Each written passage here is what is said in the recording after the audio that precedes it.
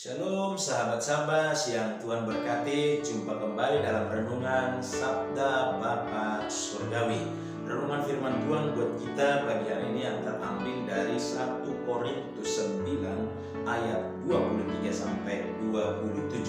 Ayat kunci saya bacakan buat saudara dan saya di dalam ayat 24. Tidak tahukah kamu bahwa dalam gelanggang pertandingan semua orang peserta turut berlari, tetapi bahwa hanya satu orang saja yang mendapat hadiah?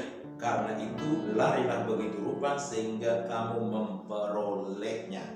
Saudaraku yang saya kasih di dalam Tuhan, kalau kita belajar memahami tulisan-tulisan Paulus syarat dan sering mengambil contoh-contoh dari pertandingan-pertandingan atlet dan yang lainnya. Salah satu contoh seperti diangkat contoh sebagai pertandingan lari, ada juga contoh pertandingan tinju, bahkan juga kadang-kadang diambil contoh seperti prajurit atau seperti petani. Dan bukan berarti bahwa Paulus adalah pernah menjadi petinju atau pelari, tapi dia bisa mengambil bagaimana seorang pelari untuk meraih sebuah kemenangan atau juga petinju, sehingga teknik-tekniknya itu diangkat dan dibuat menjadi contoh di dalam Alkitab. Nah, dari ayat kunci ini saya mau mengajak kita untuk merenungkan bahwa temanya adalah hidup ini ibarat sebuah pertandingan, di mana dunia ini menjadi gelanggang atau panggung untuk kita bertanding. Tentu ada kalanya di dalam pertandingan dalam hidup ini ada jatuh, bahkan juga ada kalah dan juga ada menang. Nah, tentu semua orang menginginkan kemenangan demi kemenangan dalam hidup, dalam rumah tangga, dalam bisnis, ekonomi, dan semuanya. Tidak ada seorang pun ingin kalah di dalam pertandingan hidup ini. Untuk itu saudaraku yang saya kasihi, setidaknya ada 4 langkah yang mau kita pelajari bagaimana kita memenangkan pertandingan hidup di 2021 ini. Yang pertama Bapak Ibu, langkah yang pertama di dalam ayat 24 tadi saya bacakan lagi. Tidak tahukah kamu bahwa dalam gelanggang pertandingan semua peserta turut berlari, tetapi bahwa hanya satu orang saja yang mendapat hadiah. Ada kata semua peserta turut berlari. Bapak Ibu yang saya kasih di dalam Tuhan, di dalam sebuah pertandingan, baik pertandingan tinju, bahkan juga pertandingan lari, pasti ada peserta, ada penonton. Namun Paulus katakan di sini bahwa pertandingan hidup ini harus yang pertama adalah langkahnya sadar, sadari bahwa atau jadilah peserta, bukan penonton. Nah, kadang-kadang kita tidak menyadari bahwa seakan-akan kita menjadi pemain di dalam hidup ini, padahal kita menjadi penonton. Mau atau tidak mau, sadar atau tidak, siap atau tidak, kita adalah pemain, kita adalah pemeran, kita adalah peserta di dalam hidup ini. Nah, untuk itu harus menyadari, perankanlah peranmu.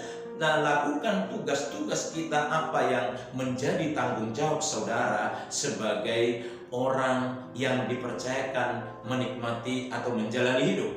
Jangan jadi penonton. Kebanyakan orang menjadi menonton hidup orang lain, menonton rumah tangga orang lain. Kecenderungan orang kalau sering kita menonton kelakuan orang lain, menonton rumah tangga orang lain, akhirnya kita terjebak untuk menilai, menghakimi kelakuan orang lain.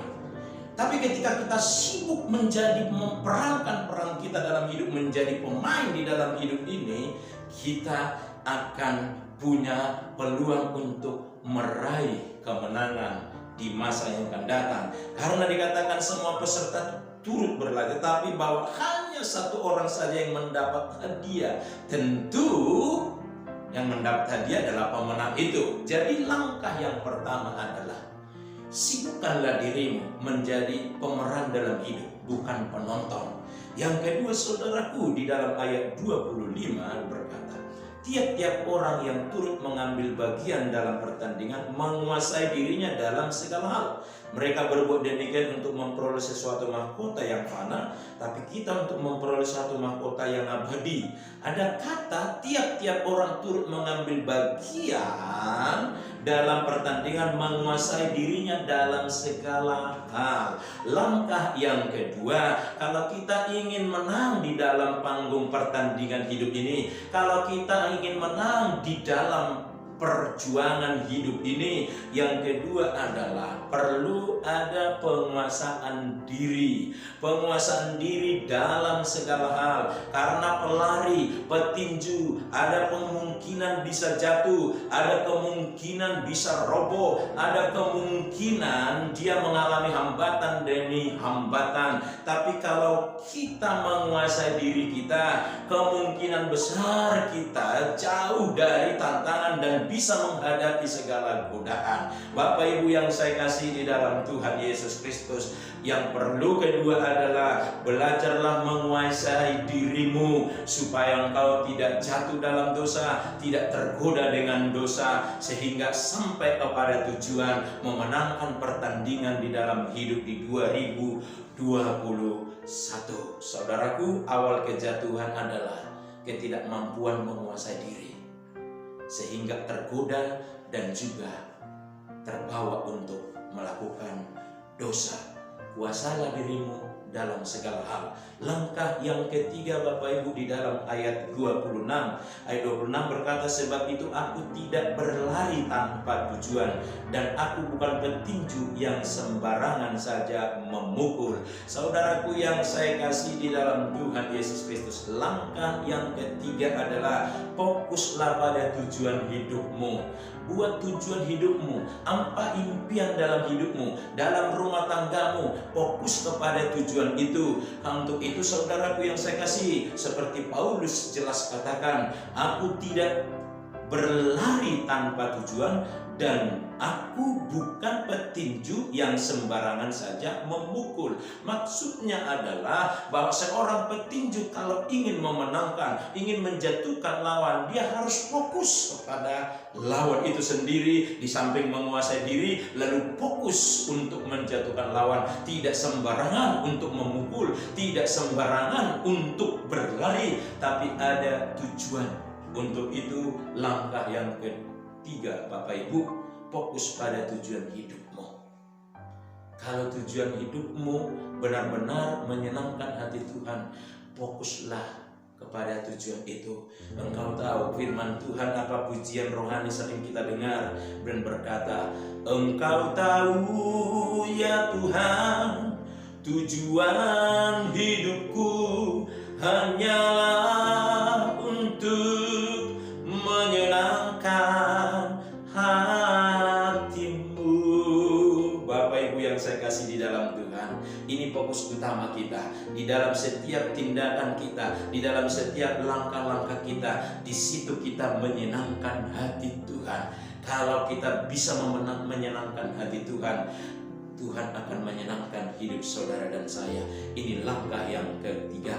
Langkah yang terakhir, Bapak Ibu, di dalam ayat 27 dikatakan, tetapi aku melatih tubuhku dan menguasainya seluruhnya, supaya sesudah memberitakan Injil kepada orang lain, jangan aku sendiri ditolak. Yang keempat, saudaraku, yang keempat ini langkahnya adalah teruslah berlatih mengelola hidup. Kelola hidupmu, jangan biarkan orang menguasai hidupmu. Engkau yang bisa mengelola, menata hidupmu, menata rumah tanggamu, mengelola perusahaanmu, mengelola pekerjaanmu, mengelola juga penghasilanmu, sehingga semuanya bisa teratasi dan tercukupi di dalam hidup saudara dan saya. Itulah orang pemenang di dalam hidup. Untuk itu saudaraku yang saya kasih, kata kunci yang keempat ini adalah terus menerus terlatih mengelola kehidupan kita, baik kebutuhan kita, baik rumah tangga kita, bahkan juga pekerjaan saudara dan saya. Untuk itu kesimpulannya pada pagi hari ini, kita sudah masuk di 2021. Tidak ada alasan lagi bahwa kita tidak mau dan tidak bisa berbuat apa-apa. Tapi mulailah, karena hidup ini adalah sebarat panggung pertandingan. Pertama, sadari saudara dan saya adalah pemain, jangan mau jadi penonton.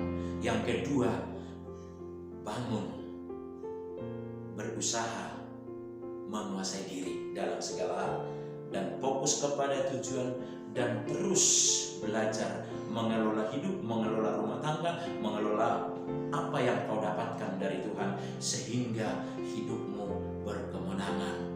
Amin. Kita berdoa. Bapa di surga, kami bersyukur pagi hari ini Tuhan memberkati kami lewat renungan firman Tuhan.